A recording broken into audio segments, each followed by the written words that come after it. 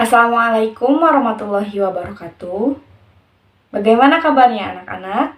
Semoga kalian di sana selalu sehat dan selalu ada dalam lindungan Allah Subhanahu wa taala.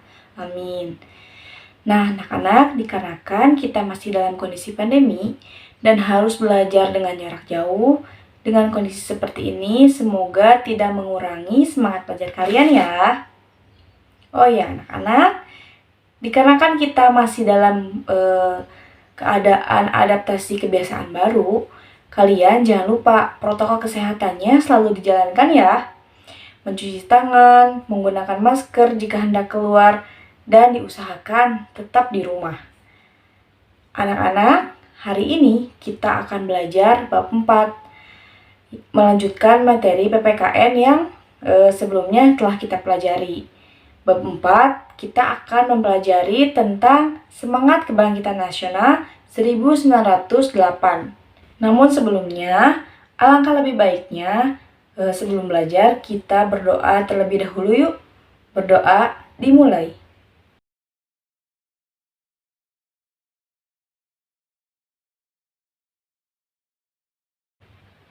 Berdoa selesai. Bab 4, kita akan mempelajari tentang semangat kebangkitan nasional 1908. Baik, untuk lebih jelasnya, kita simak saja penjelasan yang berikut ini. Bab 4, Semangat Kebangkitan Nasional tahun 1908.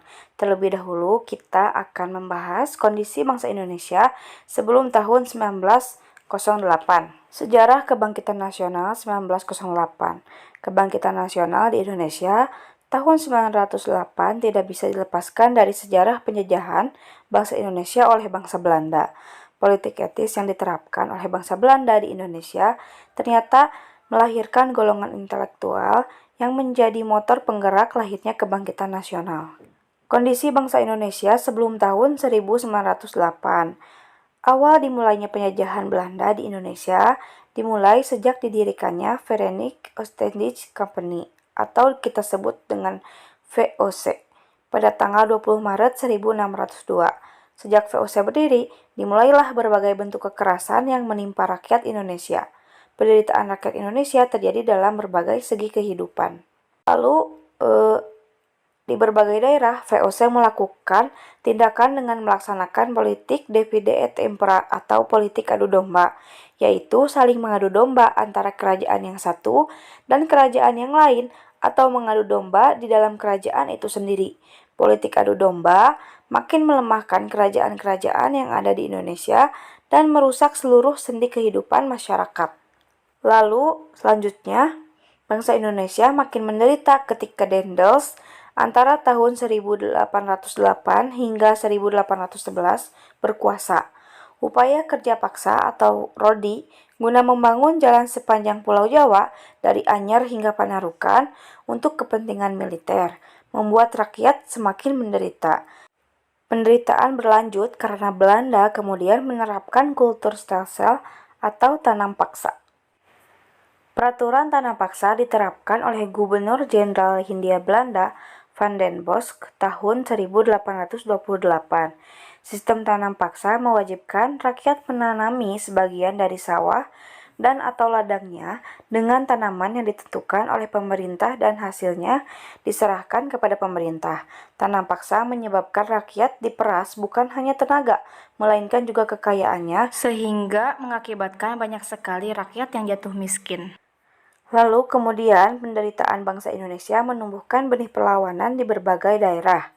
Perjuangan melawan penjajah dipimpin ulama atau kaum bangsawan seperti Sultan Hasanuddin di Sulawesi Selatan, Sultan Ageng Tirtayasa di Banten, Tuanku Imam Bonjol di Sumatera Barat, Pangeran Diponegoro di Jawa Tengah, memimpin perjuangan rakyat melawan penjajah. Perjuangan rakyat untuk mengusir penjajah belum berhasil. Hal ini disebabkan perjuangan masih bersifat kedaerahan dan belum terorganisasi secara modern.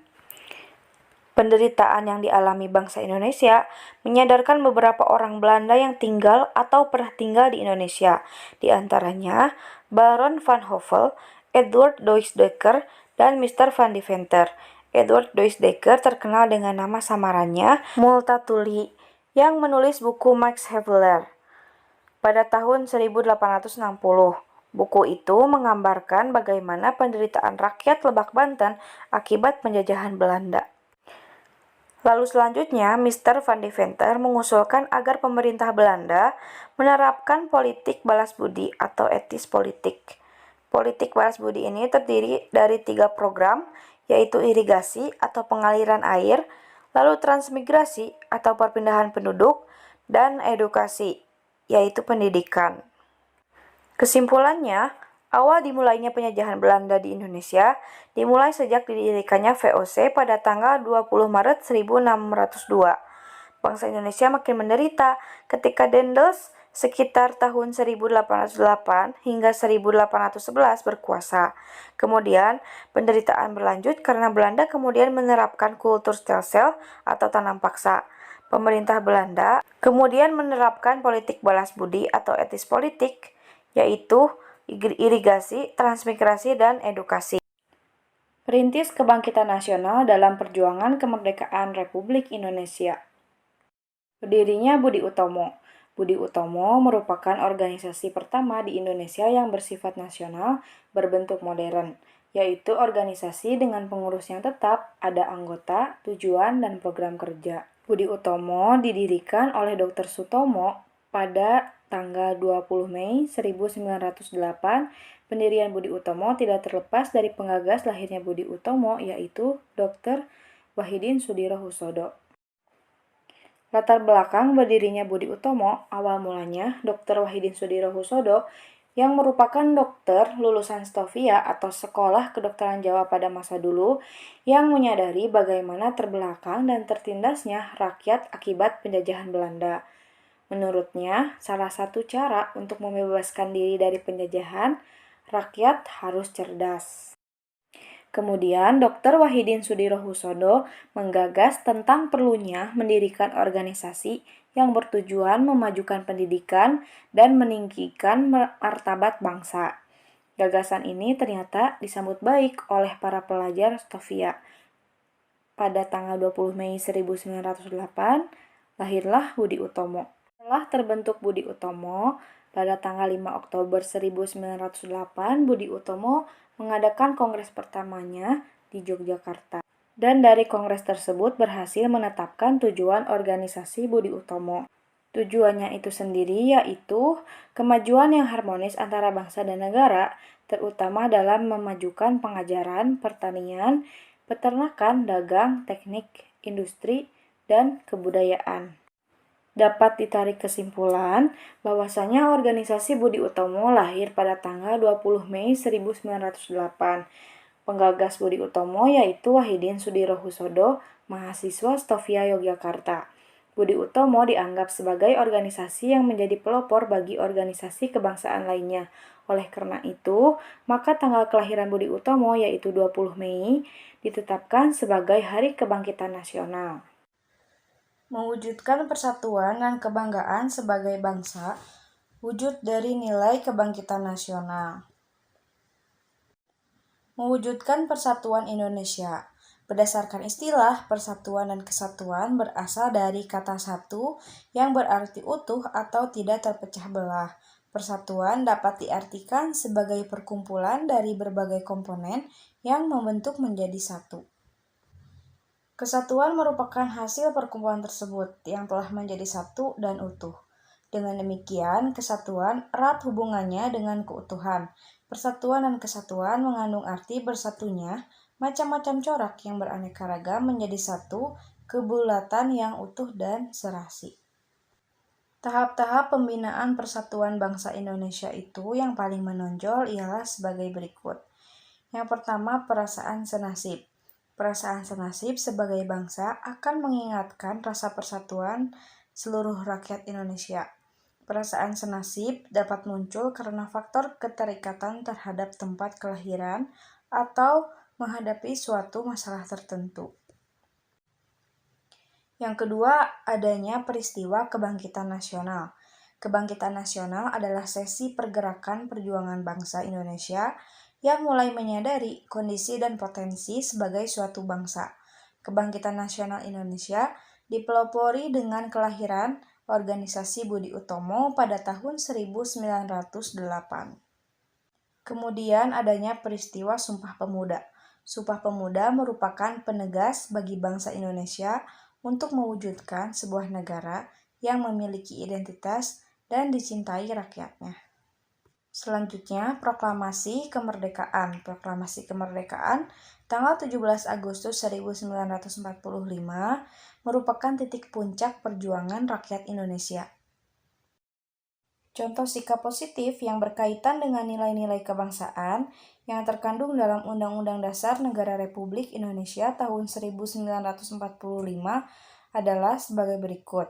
Percaya dan takwa kepada Tuhan Yang Maha Esa sesuai dengan agama dan kepercayaannya masing-masing, menurut dasar kemanusiaan yang adil dan beradab. Hormat dan menghormati, serta bekerja sama antara pemeluk agama dan penganut kepercayaan yang berbeda. Tidak memaksakan suatu agama atau kepercayaan kepada orang lain. Yang kedua, contoh sikap positif yang bernilai kemanusiaan yaitu mengakui persamaan derajat, persamaan hak, dan persamaan kewajiban antara sesama manusia. Lalu saling mencintai dan mengembangkan sikap tenggang rasa, juga tidak semena-mena terhadap orang lain. Kemudian, menjunjung tinggi nilai kemanusiaan, gemar melakukan kegiatan kemanusiaan, berani membela kebenaran dan keadilan, harus mengembangkan sikap saling menghormati dan bekerja sama dengan bangsa lain. Yang ketiga, contoh sikap positif yang bernilai produktivitas, yaitu perlindungan terhadap masyarakat dalam beraktivitas menuju kemakmuran. Yang kedua, sarana dan prasarana yang mampu mendorong masyarakat untuk kreatif dan produktif, dan terciptanya undang-undang untuk meningkatkan kesejahteraan masyarakat. Contoh sikap positif yang keempat yang bernilai keseimbangan, yaitu menjalankan hak dan kewajiban sebagai warga negara yang proporsional, tidak memaksakan kehendak, saling toleransi, tolong-menolong, rukun, damai, menghormati, perbedaan agama dan kepercayaan, persahabatan, serta membela dan melindungi yang lemah, dan keseimbangan antara kehidupan jasmani dan rohani. Kemudian ada contoh sikap positif bernilai demokrasi. Kedaulatan berada di tangan rakyat, berarti setiap warga negara memiliki kebebasan yang bertanggung jawab terhadap penyelenggaraan pemerintahan sehingga dapat terwujud persatuan dan kesatuan Indonesia. Pilar utama dalam membangun persatuan dan kesatuan bangsa dalam masyarakat adalah sebagai berikut. Adanya rasa cinta tanah air, jiwa patriot bangsa, tercapainya kesejahteraan bagi seluruh rakyat Indonesia, pemahaman yang benar atas realitas adanya perbedaan dalam keberagaman, dan tumbuhnya kebanggaan sebagai bangsa Indonesia. Selanjutnya ada contoh sikap positif bernilai kesamaan derajat. Maksudnya, setiap warga negara memiliki hak, kewajiban, dan kedudukan yang sama di depan hukum. Penegakan hak mengeluarkan pendapat, kebebasan beragama, perlindungan, dan kepastian hukum, serta bebas dari perlakuan tidak manusiawi. Hak untuk mendapatkan kehidupan yang layak, mendapatkan pendidikan dan pelayanan kesehatan, serta aman dari ancaman ketakutan. Dan yang terakhir, contoh sikap positif bernilai ketaatan hukum. Setiap warga negara tanpa pandang bulu wajib mentaati setiap hukum dan peraturan yang berlaku. Begitupun terhadap lembaga-lembaga penegak hukum, agar lebih independen, tidak terkontaminasi dengan kekuasaan politik praktis, agar adanya persamaan di depan hukum atau equality before the law dapat terwujud. Kesimpulannya, untuk mewujudkan persatuan Indonesia dari keberagaman yang ada, negara Indonesia telah melewati tahap-tahap pembinaan persatuan. Tahap yang paling menonjol ialah sebagai berikut. Perasaan senasib. Lalu ada peristiwa kebangkitan nasional, Sumpah Pemuda, dan Proklamasi Kemerdekaan. Adapun contoh sikap positif yang berkaitan dengan nilai-nilai kebangsaan yang terkandung dalam Undang-Undang Dasar Negara Republik Indonesia tahun 1945 adalah sebagai berikut. Contoh sikap positif yang bernilai religius, kemanusiaan, produktivitas, keseimbangan, demokrasi, kesamaan derajat, dan ketaatan hukum.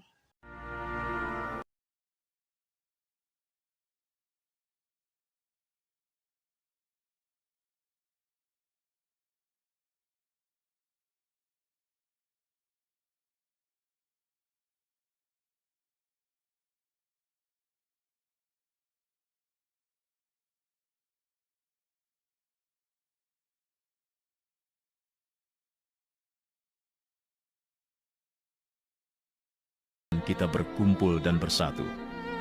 Tak ada kesempatan untuk berunding, memahami keadaan bangsa.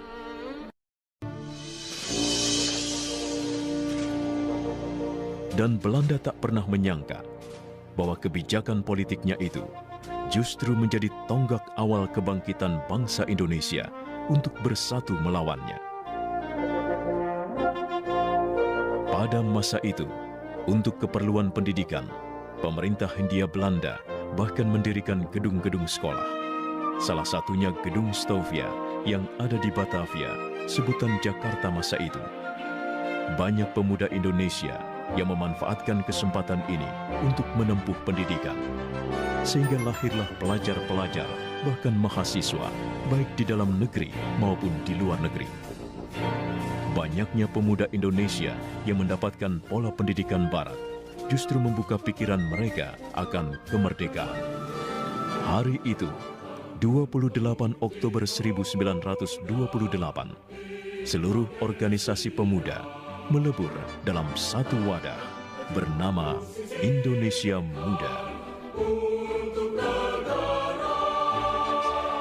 Hari itu, 28 Oktober 1928, Perhimpunan Pelajar-Pelajar Indonesia, Yong Java, Yong Sumatranen Bon, Yong Bataks Bon, Yong Islameten Bon, Yong Celebes, Yong Ambon, Sekar Rukun, dan pemuda kaum Betawi melebur menjadi satu, Indonesia Muda, dan tersatukan oleh satu ikrar bersama, Sumpah Pemuda.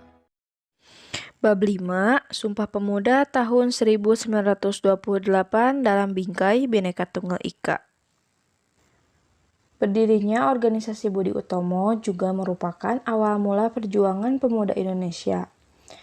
Budi Utomo merupakan organisasi modern pertama yang memberikan inspirasi kepada kaum nasionalis lainnya untuk berjuang dengan basis organisasi modern.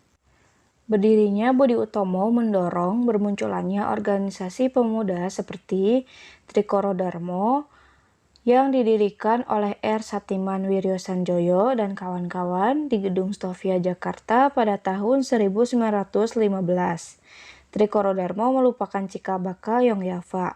Trikoro Darmo memiliki 3 visi mulia, yaitu sakti berarti kekuasaan dan kecerdasan, budi berarti bijaksana, dan bakti berarti kasih sayang. Visi ini kemudian dikembangkan dalam 3 tujuan sebagai berikut. Mempercepat tali persaudaraan antar siswa dan siswi Bumi Putra pada sekolah menengah dan kejuruan, lalu menambah pengetahuan umum bagi anggotanya, dan membangkitkan serta mempertajam peranan untuk segala bahasa dan budaya.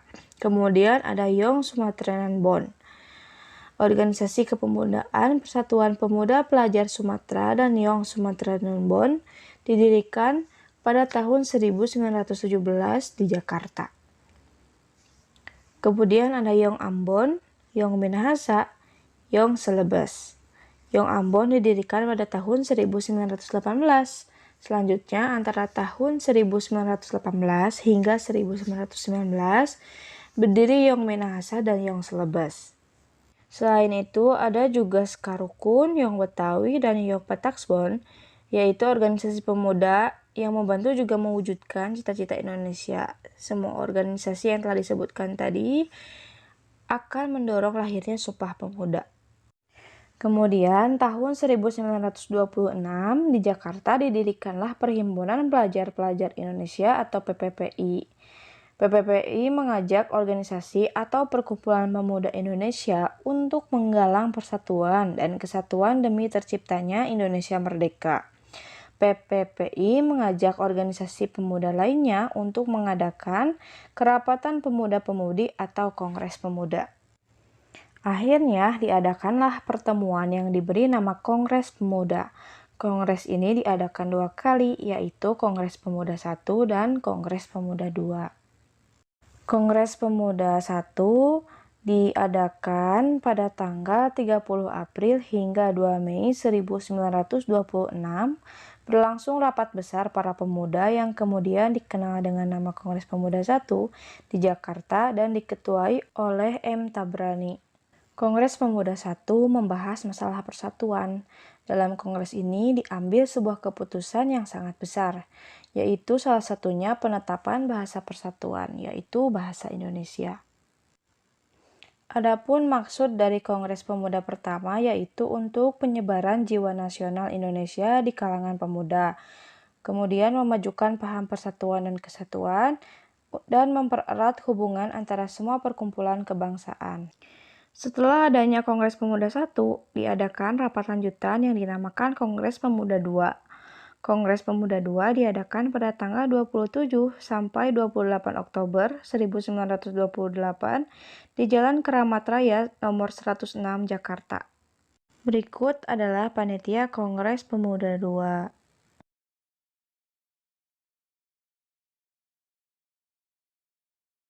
Rapat pertama diadakan hari Sabtu tanggal 27 Oktober 1928.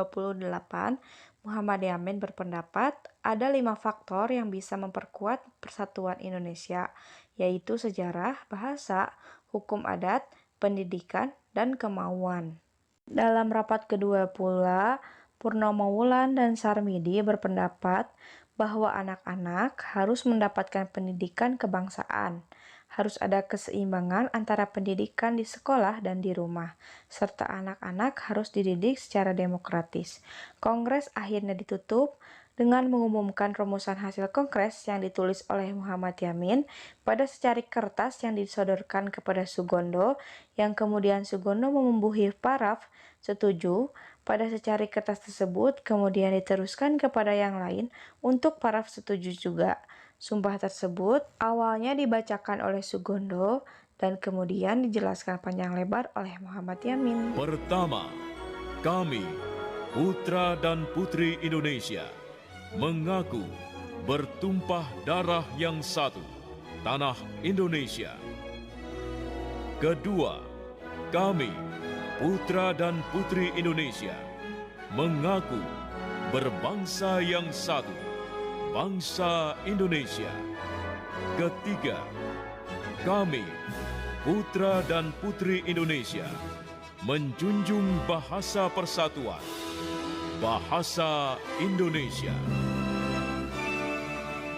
Nah, selain menetapkan Sumpah Pemuda, Kongres Pemuda II juga menetapkan bendera merah putih sebagai bendera kebangsaan Indonesia. Anak-anak, sebagai evaluasi pembelajaran hari ini, hafalkan isi Sumpah Pemuda berikut dengan maknanya ya. Dapat ditarik kesimpulan bahwasanya peristiwa Sumpah Pemuda merupakan suatu pengakuan dari pemuda-pemudi Indonesia yang mengikrarkan satu tanah air, satu bangsa, dan satu bahasa. Sumpah Pemuda dibacakan pada tanggal 28 Oktober 1928, hasil rumusan dari kerapatan Kongres Pemuda II, yang hingga kini setiap tahunnya diperingati sebagai Hari Tujuan Pembelajaran, yaitu menguraikan secara rinci semangat kejuangan pemuda dalam perjuangan kemerdekaan Republik Indonesia. Nah, itu tadi tujuan pembelajaran hari ini. Sebelum ke materi, Ibu ingin bertanya dulu, apa sih makna Sumpah Pemuda bagi kalian? Apakah kalian sudah hafal isi Sumpah Pemuda? Baik, kita sama-sama pelajari yuk bagaimana sih arti Sumpah Pemuda bagi perjuangan Indonesia. Yuk kita simak penjelasan berikut ini. Arti dan makna Sumpah Pemuda dalam perjuangan kemerdekaan Republik Indonesia. Makna isi Sumpah Pemuda.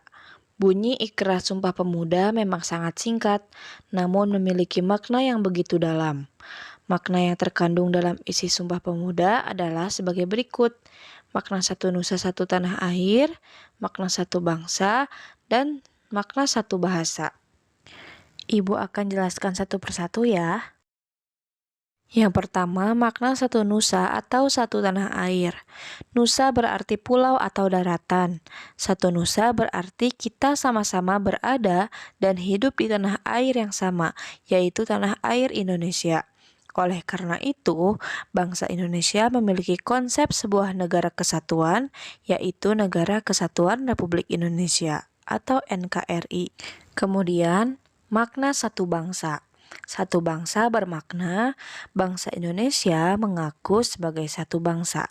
Bangsa Indonesia yang terdiri atas berbagai macam suku bangsa dan budaya. Kemudian makna satu bahasa.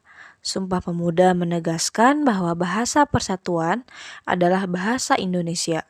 Bahasa Indonesia memiliki peran yang sangat penting, yaitu menentukan dalam perkembangan kehidupan bangsa Indonesia, terutama menjadi alat komunikasi dalam kehidupan suku bangsa.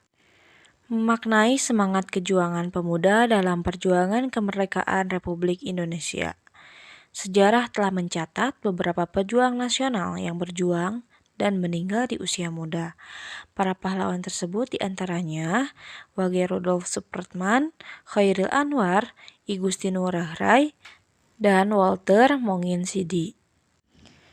Peristiwa Sumpah Pemuda membuktikan bahwa ternyata pemuda mempunyai andil yang cukup besar dalam perjuangan kemerdekaan Indonesia. Sumpah Pemuda telah menjadi tonggak penegas nasionalisme Indonesia pada masa pra-kemerdekaan.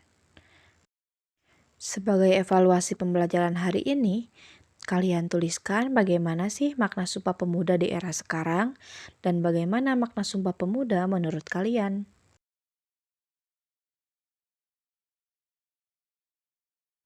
Dapat ditarik kesimpulan bahwasannya Sumpah Pemuda pada tanggal 28 Oktober 1928 bukan hanya menggerakkan para pemuda untuk meraih kemerdekaan, tetapi juga mempertegas jati diri bangsa Indonesia sebagai sebuah negara. Sumpah Pemuda telah menjadi jiwa dan semangat yang terus terpatri dalam hati dan sanubari para pemuda Indonesia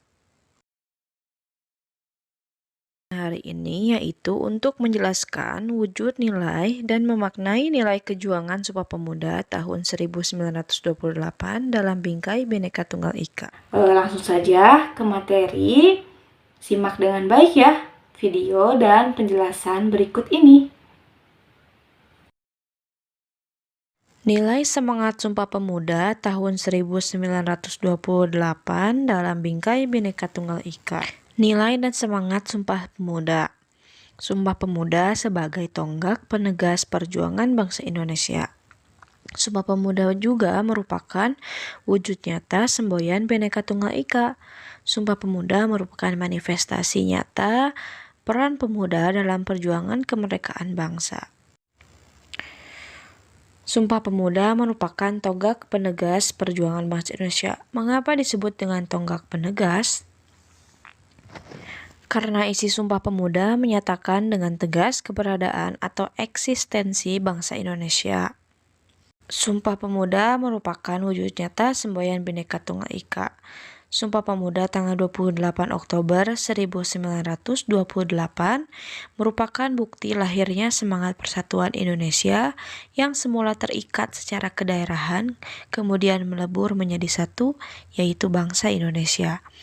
Berbagai keberagaman atau kebinekaan tersebut ternyata melebur menjadi satu nama dalam Sumpah Pemuda, yaitu Indonesia.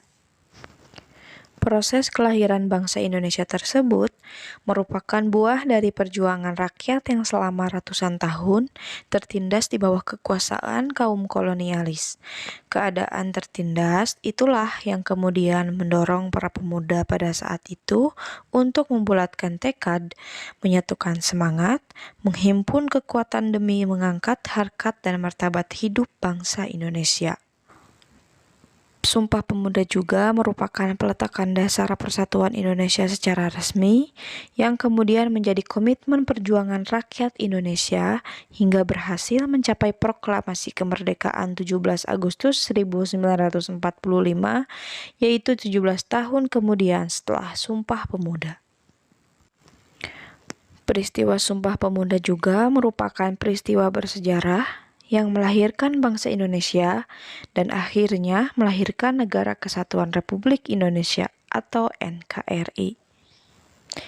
Terdapat berbagai bentuk pengamalan Sumpah Pemuda, antara lain kegotong royongan, patriotisme, musyawarah, cinta tanah air, kekeluargaan, persatuan, kerukunan, kerjasama, cinta damai, dan tanggung jawab. Sebagai evaluasi pembelajaran hari ini, bagaimana sikap positif kalian terhadap nilai dan semangat Sumpah Pemuda?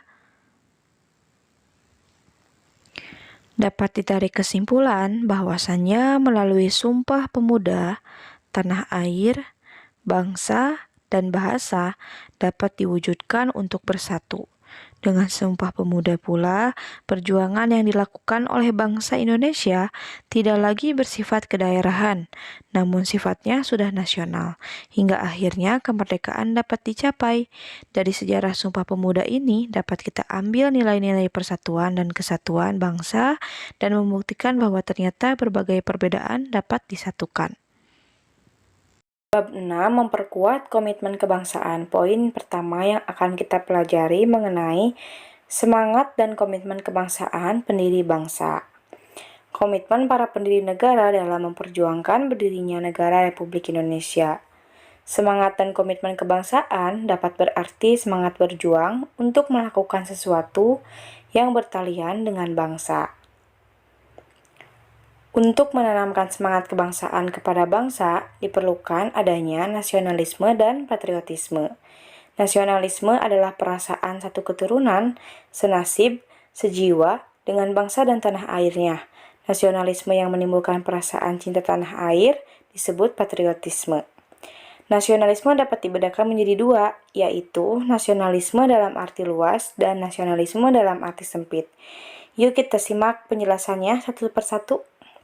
Nasionalisme dalam arti luas yaitu perasaan cinta atau bangga terhadap tanah air dan bangsanya dengan tidak memandang bangsa lain lebih rendah derajatnya. Sedangkan nasionalisme dalam arti sempit yaitu perasaan cinta atau bangga terhadap tanah air dan bangsanya secara berlebihan dengan memandang bangsa lain itu lebih rendah derajatnya.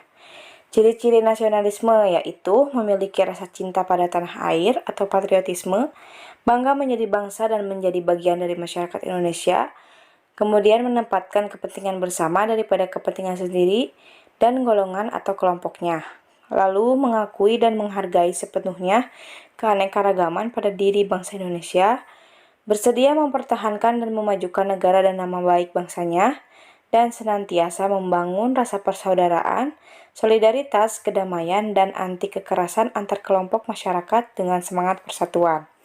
Bangsa Indonesia lahir dan bangkit melalui sejarah perjuangan bangsa yang pernah dijajah oleh Belanda dan Jepang. Akibat dari penjajahan tersebut, bangsa Indonesia sangat menderita, tertindas lahir dan batin, mental maupun material, mengalami kehancuran di bidang ekonomi, politik, sosial, budaya, dan pertahanan keamanan hingga sisa-sisa kemegahan dan kejayaan Nusantara seperti Sriwijaya dan Majapahit yang dimiliki rakyat di bumi pertiwi sirna dan hancur tanpa sisa. Sejarah Indonesia meliputi suatu rentang waktu yang sangat panjang, dimulai sejak zaman prasejarah berdasarkan penemuan manusia Jawa. Secara geologi, wilayah Nusantara merupakan pertemuan antara tiga lempeng benua, yaitu lempeng Eurasia, lempeng Indo-Australia, dan lempeng Pasifik. Dalam buku 4 Pilar Kehidupan Berbangsa dan Bernegara, dijelaskan bahwa Indonesia berasal dari bahasa Latin yaitu Indus dan Nessos, yang berarti India dan pulau-pulau. Indonesia merupakan sebutan yang diberikan untuk pulau-pulau yang ada di Samudra Hindia, dan itulah yang dimaksud sebagai satuan pulau yang kemudian disebut dengan Indonesia. Kerajaan Majapahit merupakan cikal bakal negara Indonesia. Majapahit yang keberadaannya sekitar abad 13 sampai abad 15 adalah kerajaan besar yang sangat berjaya, terlebih pada masa pemerintahan Mahapatih Gajah Mada, yang wafat di sekitar 1360-an. Gajah Mada adalah Mahapatih Majapahit yang sangat disegani. Dialah yang berhasil menyatukan Nusantara yang terkenal dengan Sumpah Palapa. Sumpah yang menyatakan tidak akan pernah beristirahat atau berhenti berpuasa sebelum Nusantara bersatu. Dapat ditarik kesimpulan, semangat memperkuat komitmen kebangsaan dapat diwujudkan dengan meneladani sikap para pendiri negara kita. Salah satunya dengan melestarikan sikap nasionalisme dan patriotisme. Masih mengenai semangat dan komitmen kebangsaan pendiri negara, yaitu sulitnya perjuangan pendiri negara, Insinyur Soekarno dan Muhammad Hatta. Insinyur Soekarno, beliau merupakan Presiden pertama Republik Indonesia. Soekarno yang biasa dipanggil Bung Karno lahir di Blitar, Jawa Timur pada tanggal 6 Juni 1901 dan meninggal di Jakarta pada tanggal 21 Juni 1970. Ayahnya bernama Raden Sukemi, Sosrodihardjo dan ibunya Ida Ayu Nyoman Rai. Perjuangan Insinyur Soekarno didasarkan semangat dan komitmen akan kemerdekaan Indonesia untuk meraih kemerdekaan pergerakan perjuangan yang harus terorganisasi. Maka bersama teman-temannya, Insinyur Soekarno pada tanggal 4 Juli 1927 mendirikan PNI, yaitu Partai Nasional Indonesia, pada tanggal 4 Juli 1927. Komitmen dan perjuangan Soekarno untuk kemerdekaan menyebabkan Soekarno ditangkap dan pada tanggal 30 Desember 1929 Soekarno dijebloskan ke penjara Banjai, Bandung. Yang kedua, Muhammad Hatta. Beliau lahir di Bukit Tinggi 12 Agustus 1902. Muhammad Hatta merupakan organisatoris, aktivis partai politik, negarawan, proklamator, pelopor koperasi, dan wakil presiden pertama di Indonesia. Sampai pada tahun 1921, Hatta menetap di Rotterdam, Belanda dan bergabung dengan sebuah perkumpulan pelajar tanah air yang ada di Belanda. Mulanya, organisasi tersebut hanyalah merupakan organisasi perkumpulan bagi pelajar. Tetapi segera berubah menjadi organisasi pergerakan kemerdekaan saat 3 tokoh Indis Party, Suwardi Suryaningrat, Louis Dekker, dan Cipto Mangunkusumo bergabung dengan Indis Vereniging yang kemudian berubah nama menjadi Perhimpunan Indonesia atau PI. Sekilas biodata Muhammad Hatta. Nama Dr. Muhammad Hatta atau dipanggil Bung Hatta. Lahir di Bukit Tinggi 12 Agustus 1902. Wafat di Jakarta 14 Maret 1980. Istri beliau almarhum Rahmi Rahim. Anak ada 3, Mutia Farida, Gemala, Halida Nuriyah. Gelar pahlawan, pahlawan proklamator Republik Indonesia tahun 1986. Pendidikan Europe Law School ELS di Bukit Tinggi pada tahun 1916. Kemudian Meir Urgibert Law School atau MULO di Padang 1919, kemudian Sekolah Menengah Dagang di Jakarta 1921, dan mendapatkan gelar Doktorandes dari Netherlands Handel Hogeschool Rotterdam, Belanda pada tahun 1932. Berikut ada karir yang telah dicapai oleh Muhammad Hatta.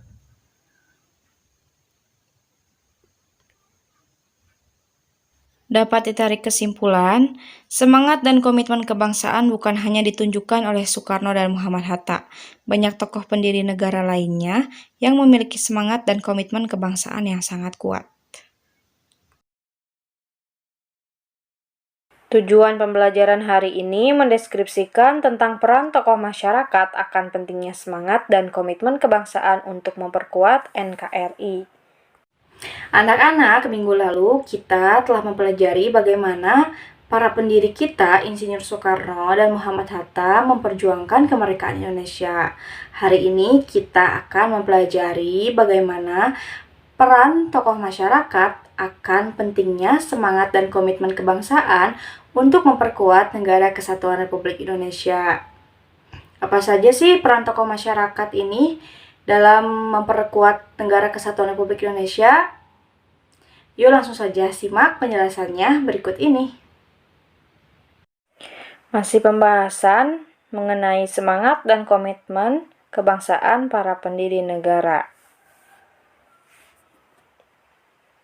Perilaku warga masyarakat sangat dipengaruhi oleh berbagai faktor antara lain norma-norma yang berlaku, kebudayaan yang berkembang, dan keteladanan dari tokoh masyarakat. Perilaku tokoh masyarakat biasanya diikuti oleh warga masyarakat dan dijadikan salah satu panduan untuk berbuat bagi warga masyarakat di suatu daerah. Peran tokoh masyarakat akan pentingnya semangat dan komitmen kebangsaan untuk memperkuat NKRI. Semangat kebangsaan dalam arti luas dapat diterapkan di lingkungan keluarga, sekolah, ataupun dalam masyarakat sekitar. Semangat kebangsaan dapat diterapkan melalui nilai-nilai keteladanan, pewarisan, dan ketokohan. Mewujudkan perilaku semangat dan komitmen kebangsaan dalam kehidupan dapat dilakukan melalui rasa cinta terhadap tanah air, membina persatuan dan kesatuan, rela berkorban, pengetahuan budaya dalam mempertahankan negara kesatuan Republik Indonesia, dan sikap juga perilaku menjaga kesatuan negara kesatuan Republik Indonesia. Mengingat tokoh masyarakat memiliki peranan yang penting, maka mereka juga memiliki peranan yang besar di dalam membangkitkan semangat dan komitmen kebangsaan untuk memperkuat negara kesatuan Republik Indonesia. Adapun peran tokoh masyarakat akan pentingnya semangat dan komitmen kebangsaan untuk memperkuat NKRI dapat digambarkan sebagai berikut. Tokoh masyarakat merupakan penggerak di dalam menanam dan semangat komitmen kebangsaan untuk memperkuat negara kesatuan Republik Indonesia. Juga merupakan teladan atau contoh masyarakat di dalam membangkitkan semangat dan komitmen kebangsaan untuk memperkuat NKRI. Tokoh masyarakat juga merupakan tangan panjang dari negara atau pemerintah di dalam membangkitkan semangat dan komitmen kebangsaan untuk memperkuat NKRI. Juga merupakan motivator dari warga masyarakat untuk membangkitkan semangat dan komitmen kebangsaan untuk memperkuat NKRI. Tokoh masyarakat juga dapat berfungsi sebagai pengamat dan pengawas masyarakat tentang berkembangnya semangat dan komitmen kebangsaan untuk memperkuat negara kesatuan Republik Indonesia. Dapat ditarik kesimpulan, tidak hanya para pendiri negara ataupun pahlawan yang memiliki peranan dalam menjaga dan memperkuat semangat komitmen kebangsaan untuk memperkuat negara kesatuan Republik Indonesia, melainkan kita sebagai warga negara juga tokoh masyarakat memiliki peranan yang penting untuk sama-sama membangun serta menjaga semangat komitmen kebangsaan untuk memperkuat NKRI. Dan komitmen kebangsaan yang ditunjukkan pendiri bangsa. Semangat mengandung arti tekad dan dorongan hati yang kuat untuk menggapai keinginan atau hasrat tertentu. Para pendiri negara bersemangat berjuang untuk kemerdekaan Indonesia. Pelajar bersemangat belajar untuk menyongsong masa depan dan untuk pembangunan bangsa Indonesia. Apabila kita maknai lebih jauh tentang semangat dan jiwa komitmen kebangsaan, pendiri negara memiliki jiwa, semangat, dan nilai-nilai yang sangat tinggi terhadap bangsa dan negara. Jiwa, semangat, dan komitmen dalam perjuangan merebut kemerdekaan disebut juga sebagai nilai-nilai kejuangan 45. Untuk memperoleh gambaran tentang nilai-nilai 45 yang berkembang pada setiap zamannya, diadakan periodisasi sebagai berikut. Yang pertama ada periode masa sebelum pergerakan nasional. Yang kedua ada periode masa pergerakan nasional. Yang ketiga periode masa proklamasi dan perang kemerdekaan.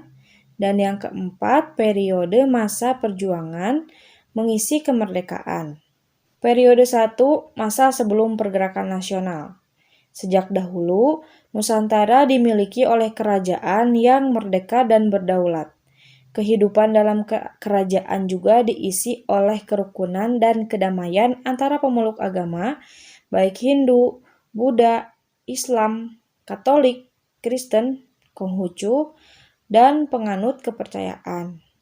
Pada waktu itu sudah mulai timbul jiwa, semangat, dan nilai-nilai kejuangan, yaitu kesadaran harga diri, jiwa merdeka, ketakwaan kepada Tuhan Yang Maha Esa, dan kerukunan hidup umat beragama, serta kepeloporan dan keberanian. Periode 2, masa pergerakan nasional. Sebelum perjuangan di masa pergerakan nasional, perjuangan masih bersifat kedaerahan. Perlawanan di wilayah Nusantara yang bersifat kedaerahan seperti dilakukan Sultan Hasanuddin antara tahun 1633 hingga 1636, Kapiten Patimura 1817, dan Pangeran Diponegoro antara tahun 1825 hingga 1830, dan masih banyak lagi. Namun, perlawanan masih bersifat lokal dan tidak ada koordinasi sehingga mampu dipatahkan oleh Belanda. Dalam masa pergerakan nasional, jiwa merdeka makin menggelora. Rasa harga diri bangsa yang tidak mau dijajah menggugah semangat mereka dan perlawanan seluruh masyarakat terhadap penjajah untuk berusaha merebut kembali kedaulatan dan kehormatan bangsa. Timbullah jiwa, semangat, dan nilai-nilai kejuangan, nilai harkat dan martabat manusia, jiwa dan semangat kepahlawanan, kesadaran anti penjajah atau penjajahan, kesadaran persatuan dan kesatuan perjuangan. Tahap awal perjuangan nasional ditandai dengan lahirnya Organisasi Budi Utomo pada tahun 1908, kemudian Serikat Dagang Islam atau Serikat Islam pada tahun 1912. Kemudian pada tahun 1928 terjadilah Sumpah Pemuda yang merupakan manifestasi tekad dan keinginan bangsa Indonesia dalam menemukan dan menentukan identitas rasa harga diri sebagai bangsa, rasa solidaritas menuju persatuan dan kesatuan bangsa lalu menjurus pada kemerdekaan dan kedaulatan bangsa. Jepang menjajah Indonesia tahun 1942 hingga 1945. Akibat penjajahan Jepang, rakyat Indonesia mengalami penderitaan. Namun, penggemblengan pemuda dapat menimbulkan semangat yang kukuh dan memupuk militansi yang tinggi untuk merdeka. Penggemblengan oleh Jepang menimbulkan hikmah dan manfaat untuk merebut kemerdekaan. Periode 3 yaitu masa proklamasi dan perang kemerdekaan. Pada tanggal 17 Agustus 1945, bangsa Indonesia memproklamasikan kemerdekaannya. Lahirnya negara Republik Indonesia tidak diterima pihak Belanda. Belanda ingin menjajah kembali. Mulailah bangsa Indonesia melakukan perjuangan dalam segala bidang. Bangsa Indonesia mencintai perdamaian tetapi lebih mencintai kemerdekaan. Oleh karenanya, bangsa Indonesia berjuang dengan mengangkat senjata, berjuang dalam bidang politik, dan melakukan diplomasi. Perjuangan mempertahankan kemerdekaan melahirkan nilai-nilai operasional yang memperkuat jiwa, semangat, dan nilai-nilai kejuangan. Terutama rasa harga diri sebagai bangsa yang merdeka, semangat untuk berkorban demi tanah air, bangsa, dan negara. Kemudian periode 4 yaitu masa perjuangan mengisi kemerdekaan. Pada saat ini, tantangan kehidupan berbangsa dan bernegara tidaklah kecil. Tantangan menjaga keutuhan dan kejayaan bangsa dapat datang dari dalam dan luar negeri. Malas, korupsi, pemberontakan, dan krisis ekonomi merupakan tantangan yang berasal dari dalam dan harus dihadapi oleh seluruh anggota masyarakat. Penjajahan secara fisik pada saat ini kemungkinannya sangat kecil terjadi. Tetapi ancaman dari luar yang bersifat non-fisik, seperti gaya hidup, datangnya ajaran yang tidak sesuai dengan Pancasila, janganlah dianggap sebelah mata atau dianggap enteng. Kesimpulannya, untuk memperoleh gambaran tentang nilai-nilai 45 yang berkembang pada setiap zamannya, diadakan periodisasi yang terdiri dari 4 periode. Yang pertama, periode masa sebelum pergerakan. Yang kedua, masa pergerakan nasional. Yang ketiga, periode masa proklamasi dan perang kemerdekaan. Dan yang keempat, masa perjuangan mengisi kemerdekaan. Pembelajaran hari ini menjelaskan arti penting, semangat, dan komitmen kebangsaan untuk memperkuat NKRI. Anak-anak, hari ini kita masih akan melanjutkan pembelajaran minggu kemarin, yaitu mengenai bentuk-bentuk yang ditunjukkan oleh para pendiri negara kita dalam mengisi semangat dan komitmen kebangsaan. Nah, langsung saja kalian simak penjelasannya berikut ini. Pembahasan hari ini masih mengenai bentuk-bentuk semangat dan komitmen kebangsaan yang ditunjukkan para pendiri negara. Minggu lalu kita telah mempelajari bagaimana tantangan yang dihadapi oleh bangsa Indonesia pada saat ini. Nah, untuk menghadapi semua tantangan tersebut, jiwa dan semangat 45 patut kiranya untuk tetap dipertahankan. Semangat 45 adalah dorongan dan manifestasi dinamis dari jiwa 45 yang membangkitkan kemauan untuk berjuang merebut kemerdekaan bangsa, menegakkan kedaulatan rakyat, serta mengisi dan mempertahankannya. Nilai yang terdapat dalam Pancasila, Proklamasi Kemerdekaan 17 Agustus 1945 dan Undang-Undang Dasar 45 merupakan nilai dasar dari jiwa dan semangat 45. Nilai 45 lahir dan berkembang dalam perjuangan bangsa Indonesia dan merupakan daya dorong mental spiritual yang kuat untuk mencapai kemerdekaan. Tujuan pembukaan Undang-Undang Dasar 1945 adalah sebagai berikut. Menjaga ketakwaan kepada Tuhan Yang Maha Esa, menjaga jiwa dan semangat merdeka, menumbuhkan sikap nasionalisme dan patriotisme. Berbicara mengenai patriotisme, terdapat nilai-nilai patriotisme yang dapat kita tampilkan dalam perilaku kehidupan sehari-hari, baik di lingkungan keluarga, sekolah, masyarakat, maupun bangsa dan negara. Berikut ini contoh yang menampilkan nilai-nilai patriotisme. Dalam lingkungan keluarga, seperti menonton film-film perjuangan yang diputar di televisi, membaca buku perjuangan, dan mulai membiasakan mengibarkan bendera merah putih di rumah saat hari-hari besar nasional dengan baik dan benar. Dalam lingkungan sekolah, melaksanakan upacara, menghayati dan memahami makna lagu-lagu perjuangan, dan mengaitkan setiap materi pembelajaran dengan nilai-nilai kepahlawanan. Dalam lingkungan masyarakat, seperti melaksanakan upacara hari-hari besar nasional dan mengamalkan sikap kerjasama, gotong royong, solidaritas, menciptakan kerukunan dan perdamaian dengan sesama masyarakat. Nilai-nilai patriotisme tersebut juga dapat kita wujudkan dalam berbagai bidang pada kehidupan berbangsa dan bernegara, seperti dalam bidang politik, dalam bidang ekonomi, dalam bidang hukum, dalam bidang sosial budaya, dan dalam bidang pertahanan dan keamanan. Untuk contoh lebih jelasnya dapat kalian temukan pada LKS halaman 44 dan halaman 45. Tujuan pembukaan Undang-Undang Dasar yang selanjutnya yaitu rasa harga diri sebagai bangsa yang merdeka, pantang mundur dan tidak kenal menyerah, dan persatuan dan kesatuan. Kemudian yang kedelapan, anti penjajah dan penjajahan, percaya kepada diri sendiri dan percaya kepada kekuatan dan kemampuan sendiri, percaya kepada hari depan yang gemilang dari bangsanya, idealisme kejuangan yang tinggi, berani, rela, dan ikhlas berkorban untuk tanah air, bangsa, dan negara. Kemudian kepahlawanan, sepiing pamrih rameing gawe, kesetiakawanan, senasib sepenanggungan, dan kebersamaan, disiplin yang tinggi, dan yang terakhir, ulet dan tabah menghadapi segala macam ancaman, tantangan, hambatan, dan gangguan.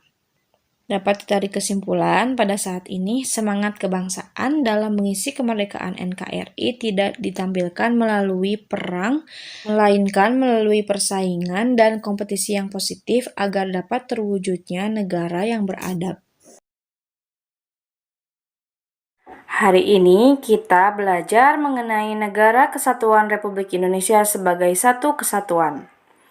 Jiwa dan semangat para pendiri negara yang dioperasionalkan dalam Jiwa dan Semangat 45 dimaksudkan untuk menjaga tetap tegaknya Negara Kesatuan Republik Indonesia.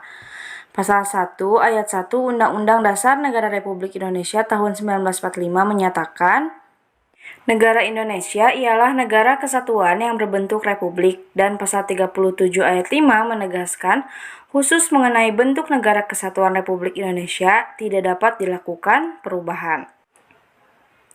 Majelis Permusyawaratan Rakyat telah membuat ketetapan bahwa negara kesatuan Republik Indonesia tidak boleh diganggu-gugat. Bentuk negara kesatuan bagi Indonesia sudah dianggap final. Bagaimana bentuk kesatuan Indonesia dapat diawali dengan pemahaman bahwa walaupun bangsa Indonesia terdiri atas berbagai suku bangsa, Indonesia adalah satu kesatuan, dan menurut data Badan Pusat Statistik yang dilaksanakan pada tahun 2010 di Indonesia terdapat 1.128 suku bangsa. Kesatuan itu dapat dipandang dari 4 segi, yaitu dari segi politik, segi sosial budaya, segi ekonomi, dan segi pertahanan dan keamanan. Kita jelaskan satu persatu ya. Indonesia sebagai satu kesatuan politik. Sebagai satu kesatuan politik, Negara Kesatuan Republik Indonesia menetapkan Pancasila sebagai dasar dan falsafah, serta ideologi bangsa dan negara untuk melandasi, membimbing, dan mengarahkan bangsa menuju tujuan nasional negara.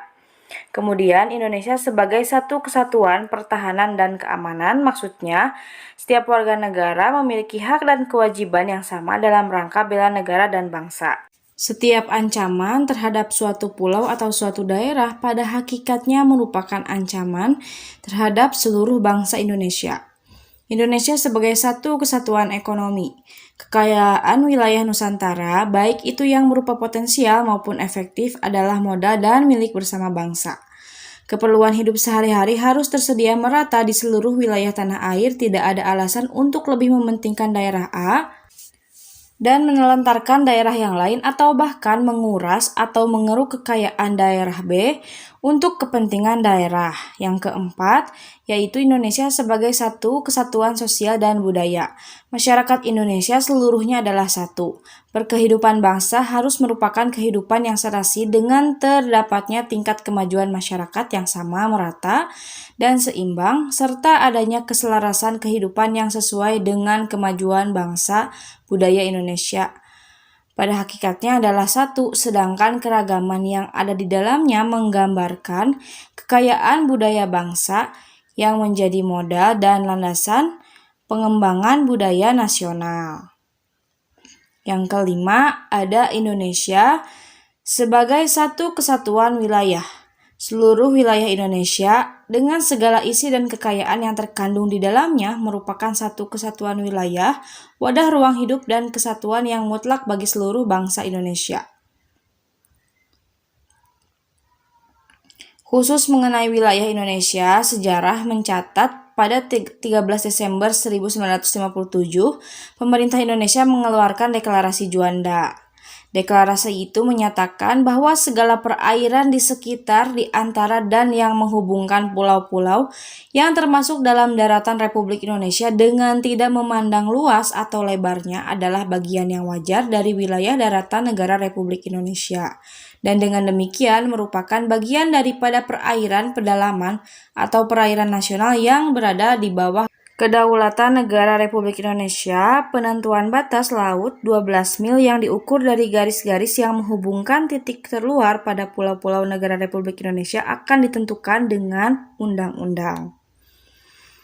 Berdasarkan Deklarasi Juanda tersebut, Indonesia menganut konsep negara kepulauan yang berciri Nusantara atau archipelagic state. Konsep itu kemudian diakui dalam Konvensi Hukum Laut PBB pada tahun 1982 atau disebut juga dengan UNCLOS, yang merupakan kepanjangan dari United Nations Convention on the Law of the Sea yang ditandatangani di Montego Bay, Jamaika tahun 1982. Indonesia kemudian meratifikasi UNCLOS 1982 tersebut dengan menerbitkan Undang-Undang Nomor 17 Tahun 1985. Nah, sejak itu dunia internasional mengakui Indonesia sebagai negara kepulauan berkat pandangan visioner dalam Deklarasi Juanda Bangsa Indonesia. Akhirnya memiliki tambahan wilayah seluas 2 juta kilometer persegi termasuk sumber daya alam yang dikandungnya. Kesimpulannya, Negara Kesatuan Republik Indonesia sebagai satu kesatuan dapat dipandang dari 4 segi, yaitu Indonesia sebagai satu kesatuan politik, satu kesatuan pertahanan dan keamanan, satu kesatuan ekonomi, satu kesatuan sosial budaya, dan satu kesatuan wilayah.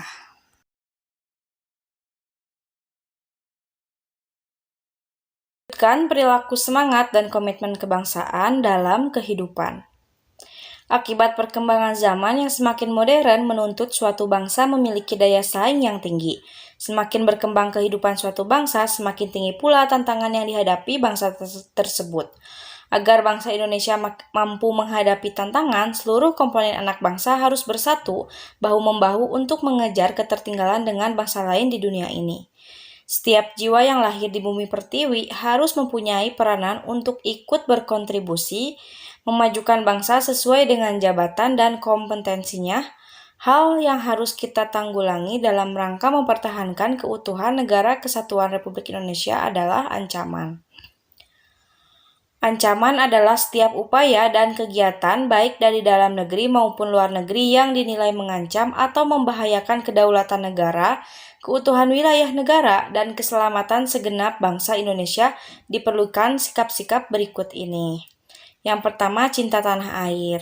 Menjaga keamanan wilayah negara dari ancaman yang datang dari luar maupun dari dalam negeri. Kemudian menjaga kelestarian lingkungan dan mencegah terjadinya pencemaran lingkungan. Mengolah kekayaan alam dengan menjaga ekosistem guna meningkatkan kesejahteraan rakyat. Dan yang terakhir, rajin belajar guna menguasai ilmu pengetahuan dari berbagai disiplin ilmu untuk diabadikan kepada negara. Yang kedua, membina persatuan dan kesatuan. Pembinaan persatuan dan kesatuan wajib dilakukan di lingkungan keluarga, sekolah, masyarakat, maupun bangsa dan negara.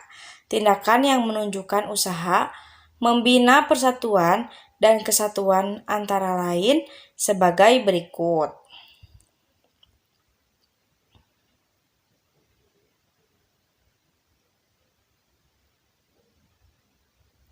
Menghormati antar sesama manusia, tidak membeda-bedakan manusia, menjalin persahabatan antar suku bangsa, mempelajari budaya sendiri dan memahami budaya daerah lain, dan memperluas pergaulan demi persatuan dan kesatuan bangsa, dan yang terakhir mengerti dan merasakan kesedihan dan penderitaan orang lain.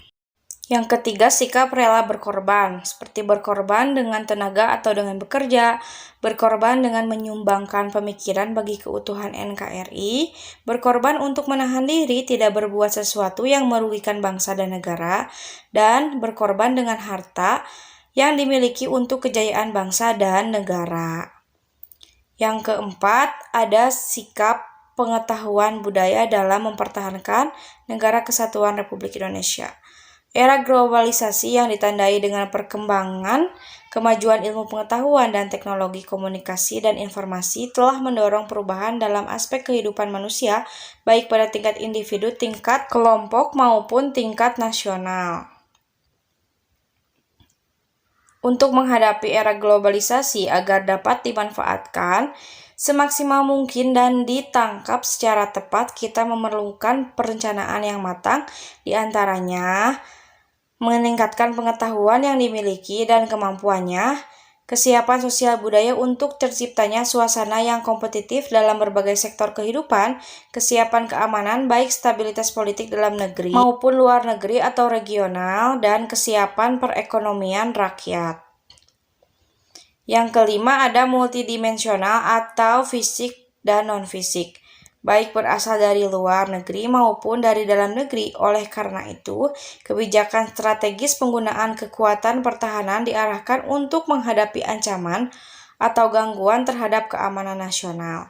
Kekuatan pertahanan tidak hanya digunakan untuk menghadapi ancaman, tetapi juga untuk membantu pemerintah dalam upaya pembangunan nasional dan tugas-tugas internasional. Yang kelima, sikap dan perilaku menjaga kesatuan NKRI yang dapat kita lakukan, salah satunya seperti menjaga wilayah dan kekayaan tanah air Indonesia, artinya menjaga seluruh kekayaan alam yang terkandung di dalamnya. Menciptakan ketahanan nasional, artinya setiap warga negara menjaga keutuhan kedaulatan negara dan mempererat persatuan bangsa. Yang ketiga, menghormati perbedaan suku budaya dan warna kulit. Perbedaan yang ada akan menjadi indah jika terjadi kerukunan, bahkan menjadi sebuah kebanggaan karena merupakan salah satu kelebihan Negara Kesatuan Republik Indonesia. Yang keempat, mempertahankan kesamaan dan kebersamaan, yaitu kesamaan memiliki bangsa, bahasa, persatuan, dan tanah air Indonesia, serta memiliki Pancasila, Undang-Undang Dasar 1945, dan Sang Saka Merah Putih. Kebersamaan dapat diwujudkan dalam bentuk mengamalkan nilai-nilai Pancasila dan Undang-Undang Dasar 1945. Yang kelima, memiliki semangat persatuan dan berwawasan Nusantara, yaitu semangat mewujudkan persatuan dan kesatuan di segenap aspek kehidupan sosial, baik alamiah maupun aspek sosial yang menyangkut kehidupan bermasyarakat. Wawasan Nusantara meliputi kepentingan yang sama, tujuan yang sama, keadilan sosial, identitas, kerjasama, kesetiakawanan terhadap ikrar bersama. Kemudian mentaati peraturan, salah satu cara menjaga keutuhan Indonesia. Indonesia adalah dengan mentaati peraturan-peraturan dibuat untuk mengatur kehidupan berbangsa dan bernegara. Tujuannya agar Indonesia menjadi lebih baik. Melalui peraturan, Indonesia akan selamat dari kekacauan, taat kepada undang-undang dan peraturan berlaku bagi seluruh rakyat Indonesia. Peraturan berlaku baik untuk presiden maupun rakyat biasa, baik tua maupun muda, baik yang kaya maupun miskin, baik laki-laki maupun perempuan. Dapat ditarik kesimpulan, agar dapat menanggulangi ancaman baik yang datang dari dalam maupun luar negeri, dalam rangka mempertahankan keutuhan Negara Kesatuan Republik Indonesia, diperlukan sikap-sikap seperti cinta tanah air, membina persatuan dan kesatuan, rela berkorban, meningkatkan pengetahuan budaya dalam mempertahankan NKRI dan menjaga kesatuan NKRI. Nah, anak-anak, bagaimana? Apakah kalian dapat memahami materi yang telah Ibu sampaikan? Semoga kalian dapat memahaminya ya. Pembelajaran PPKN hari ini dicukupkan sekian. Ibu akhiri. Mohon maaf apabila banyak kesalahan. Wassalamualaikum warahmatullahi wabarakatuh.